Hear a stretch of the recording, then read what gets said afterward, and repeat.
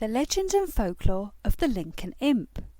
The infamous Lincoln Imp is a rather curious grotesque on a wall inside Lincoln Cathedral in England.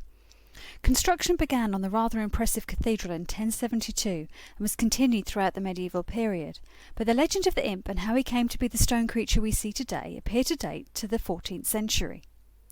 Although his tale begins with him being a troublemaker, he has since become quite a popular and adored figure who is often used to represent the city of Lincoln. As homage to the Lincoln Imp and his tale, the local football team, Lincoln City, are colloquially known as the Lincoln Imps or just simply the Imps. And their mascot is, yes you guessed it, an imp known as Poacher. The Lincoln Imp was also once the badge of the 65th Squadron of the RAF, which is a bomber squadron during the Second World War because of the carnage they caused. His image isn't just found in Lincolnshire and the surrounding area though. It's even found as far away as Scotland, so it seems the image of the imp itself is much older than the tale that goes with him. Wherever you find him, the image of the imp and his pose is very distinctive. He has a very hairy body, the ears and horns of a bull, an open mouth with buck teeth and a tooth gap at the very front, and cloven feet.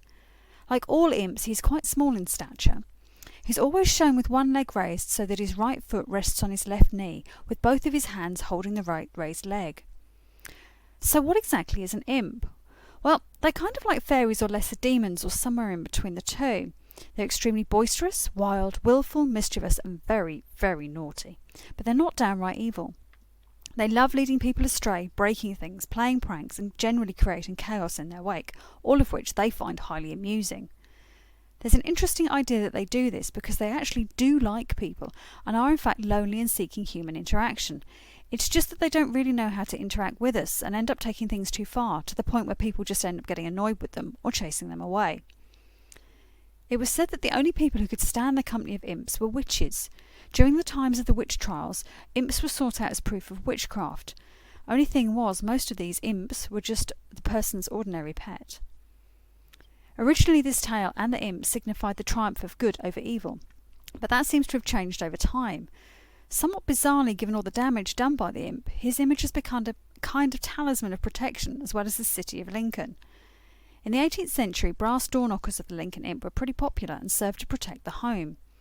Today, many people have keyrings or pendants depicting the imp, either to show their connection with Lincoln City or as a protective or lucky emblem. Perhaps his antics and his reputation are enough to drive away more sinister entities. Are you sitting comfortably? Then I'll begin. The legend of the Lincoln Imp. Once upon a time, many years ago, two particularly mischievous imps were supposedly sent by the devil himself to make mischief on Earth. Now, I rather suspect the devil sent them off to Earth to create havoc because he's had enough of their never-ending tricks and antics and wanted some peace and quiet for a little bit. It was a very windy day. The wind blew the imps here and there throughout northern England, where they left chaos in their wake. The two imps ended up at Chesterfield, where they sat on the spire of the parish church and twisted it this way and that way just to see what would happen, which is why the Church of St Mary and All Saints in Chesterfield has a very twisted spire. After they got bored with that, the imps let themselves be blown on the wind, which carried them to the city of Lincoln. They headed to the gorgeous Gothic cathedral to continue with their mayhem. They danced on the altar, blew out the candles, tripped up the bishop, teased the vicars and the choir, and then started wrecking the place. They tore up hymn books, spreading the pages all over the floor. Then they smashed tables, chairs and windows before starting on the angel choir. At this point the angels had had enough. An angel either flew out of one of the damaged hymn books or flew out of the angel choir, depending on the version, and ordered the imps to stop. One of the imps was brave. As we're told in H.J. Kesson's 1904 poem about the imp, then seeing some angels, the imp cried, "Pretty things, a sackful of feathers I'll pluck from your wings, to make me a couch when I'm tired of this joke."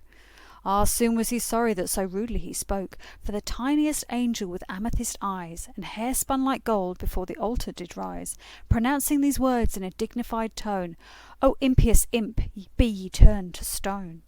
And so he was. And he still sits there today as a stone grotesque at the top of a column in the angel choir with a very mischievous grin on his face. While this imp was being turned to stone, the other, who'd not been so brave or rather stupid as to get into it with an angel, took the chance to escape. There are two versions of what happened next. In the first, the imp actually escaped with the help of a local witch, and he went off on a broomstick with her. The witch and the imp got on really well, and they decided they wanted to be friends and live together. As an imp, he stuck out in the human world like a sore thumb, so the witch transformed him into a black cat so she could keep him close to her without arousing too much suspicion. And this is why imps are said to be witches' familiars. In the other version, the imp escaped and fled north to the town of Grimsby, where, as before, he soon started making mischief in the church of St. James. The angel soon came to know of this and reappeared in the church, where it gave the imp's bottom a thrashing because obviously he hadn't learned from what had happened to his friend, and turned the second imp to stone, just like that. The Grimsby imp, as he's now known, can be seen in the church, clinging to his sore bottom.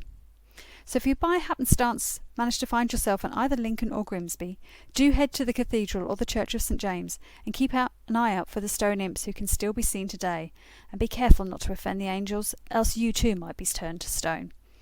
If you've enjoyed this video and the antics of the Lincoln Imp, you might also want to check out my reading of H.J. Kesson's poem, The Tale of the Lincoln Imp. Thanks for watching, see you in the next video.